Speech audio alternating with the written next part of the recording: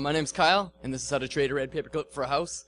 One day I looked down on my desk and I saw a red paperclip that was actually this size. I'll trade this for a beer later on if you want to find me. Put that on Craigslist, that picture. I want to trade it for something bigger or better. What have you got? 2 girls in Vancouver said, we've got a pen shaped like a fish. Met in the parking lot of a 7-Eleven gas station. Made the trade. Suddenly I had a pen shaped like a fish. Put that on Craigslist in the barter section. Next thing you know, I was down at Annie's house and she offered up a doorknob with a very funny smiley face on it. Took the doorknob back home. Sure enough, it was fully functional. Posted the doorknob on the barter section of Craigslist. Hey, come down to Massachusetts. I've got a camping stove with your name on it. What do you think? I said, I think that's for me.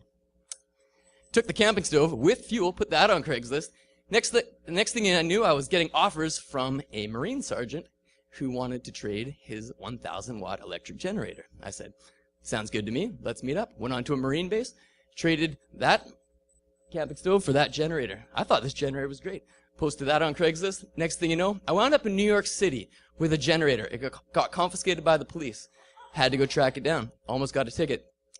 It was a bit of a big deal. But I traded it for an instant party, and the instant party was a big hit. A lot of people want to party. The barter section was full of things. This was in Montreal. People like to party here. A column called Networthy in the Montreal Mirror picked up this story. The story in that Mike Citrome wrote got picked up by the Journal de Montréal. It got picked up by the local news. It went around the world. Because of that one story there, one red paperclip went all over the world on blogs, and I was able to trade the instant party for Michel Barrette's snowmobile. If you don't know who Michel Barrette is, Google him. He's kind of a big deal. He's all over the place. The snowmobile was awesome. I went on national TV. I said, I'll go anywhere in the world except for Yak, British Columbia to make this trade. I thought it would be funny to say Yak on national TV. Sure enough, Jeff, who lived in Cranbrook, BC, Greater Yak, said, come to Yak. We have a snowmobile magazine. We want to trade with you. I said, yes, sweet. Snowmobile. I will make this trade. Trip for 2 to Yak. All expenses paid. Let's do it. How do I get there? Bruno said, hey, why have you been wearing this shirt the entire time you've been wearing this stuff? I said, it's an inside joke, my brother. My cousin's friend named Ricky was wearing the shirt. He gave it to me as a joke.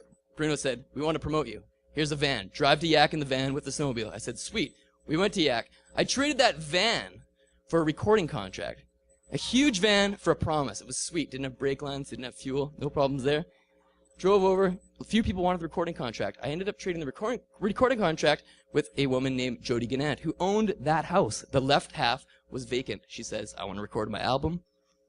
What do you say? 1 year free rent in Phoenix? I said, yes, absolutely. Let's do this.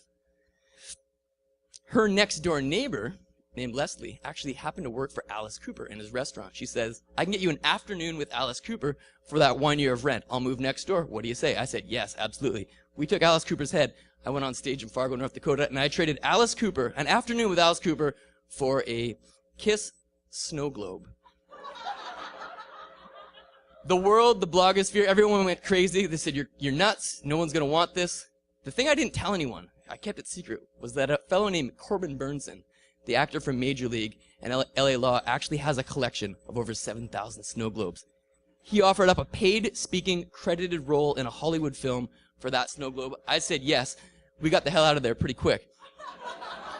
Next thing you know, the phone rang. It was Bert Roach in Kipling, Saskatchewan, and he says, we're going to offer you a house at 503 Main Street in Kipling, Saskatchewan. That's how I traded a paperclip for a house. The best part was the housewarming party. Kipling, Saskatchewan, population of 1,000.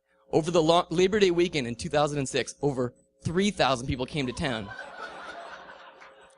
They held auditions for the movie role in town. Kipling Idol, local resident named Nolan Hubbard, 19 years of age, just graduated high school, was working for minimum wage at the bottle depot, suddenly won a movie role. 2 months after that picture was taken, he was in Hollywood filming a movie. This was much more gratifying than owning a house in Kipling. This was someone else getting to live their dream. Everyone I knew was there pretty much. All my family, all my friends. All of the people I traded with along the way were there. People were saying, wow, everyone's here. This is great. You have a house. Don't you wish you still had that red paperclip, though? That red paperclip's got to be worth a fortune now. It's famous. It's world famous. I look them in the eye and say the same thing I do every day from that point to now. If I'd never traded that red paperclip away, I'd just be a guy sitting in his apartment with an idea. Trade away your paperclips.